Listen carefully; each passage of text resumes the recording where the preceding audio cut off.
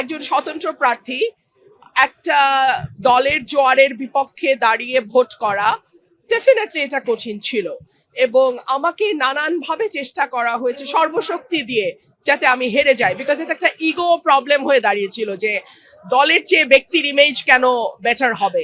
নিশ্চয়ই বিজয়ী দলকে আমি সবসময় অভিনন্দন জানাই, কিন্তু সেই সঙ্গে এটাও ভুলে গেলে চলবে না যে আমাদের 30% মানুষের কোনো রিপ্রেজেন্টেশন, মিনিমাম 30% মানুষের রিপ্রেজেন্টেশন এই সংসদে থাকবে না, সেটাও আমাদের মাথায় রেখেই সংসদটাতে বসতে হবে, চলতে হবে।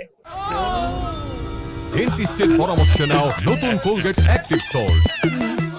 আসলে আমার অবস্থান সবসময় দেশের পক্ষে, দেশের মানুষের পক্ষে, সার্বিকভাবে বাংলাদেশের পক্ষে।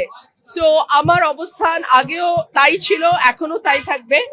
এটা কার পক্ষে যাবে কার বিপক্ষে যাবে সেটা আমি জানি না। আমি আমার দায়িত্ব এবং কর্তব্য যেটা সেটাই আমি পালন করব। দেখুন, আগের 3টি নির্বাচনে বিএনপির উপস্থিতি ছিল না, সে কারণেই সেই সংসদটিকে অনেক সময় বলা হতো একতরফা সংসদ। এই নির্বাচনে আওয়ামী লীগের উপস্থিতি নাই। সো সেই দিক থেকে দেখতে গেলে বাংলাদেশের মিনিমাম 30% মানুষের রিপ্রেজেন্টেশন নাই। সো আমি তো আসলে খুব বেশি পার্থক্য দেখতে পাচ্ছি না। দেখুন, আমি এই মুহূর্তে তো দলের কার্যক্রম নিষিদ্ধ আওয়ামী লীগের, সো তাদেরটা কিভাবে ফিরিয়ে আনা যায় সেটা তো আমি এখন বলতে পারবো না। তাদের নির্বাচনে অংশ নেওয়ার সুযোগ যদি দেয়া হতো তাহলে দেখা যেত মানুষের ভোটেই যদি তাদের প্রত্যাখ্যানের ব্যাপার থাকতো, মানুষ তার ভোটের মাধ্যমে জবাব দিত। মানুষের ব্যালটের প্রতি আমাদের আস্থা এত কম কেন? মানুষ তার জবাব সবসময় সঠিকভাবে দেয়। ধরুন আমার এলাকার কথাই ফর এক্সাম্পল, মানুষ কিন্তু ব্যালটে প্রার্থী বেছে নিয়েছে এবং এই সুযোগটা মানুষকে দেওয়া উচিত বলে আমি মনে করি। এখন পর্যন্ত না, নির্বাচনের পরে আমার সঙ্গে কোনো যোগাযোগ হয়নি। কারো যোগাযোগ করা হলে কি ফিরবেন? ঘরের মেয়ে ঘরের মেয়ে মানে কি? আমি ব্রাহ্মণবাড়িয়ার মেয়ে, আমি ব্রাহ্মণবাড়িয়ায় ছিলাম, আছি, ভবিষ্যতে ব্রাহ্মণবাড়িয়াতেই থাকবো। আর বিএনপির মেয়ে হিসেবে আপনি কি বলবেন? আমি বিএনপির মেয়ে বলে কিছু নাই। আপনারা কেন যদি সবকিছুর মধ্যে আবেগকে গুলিয়ে ফেলতে পছন্দ করেন?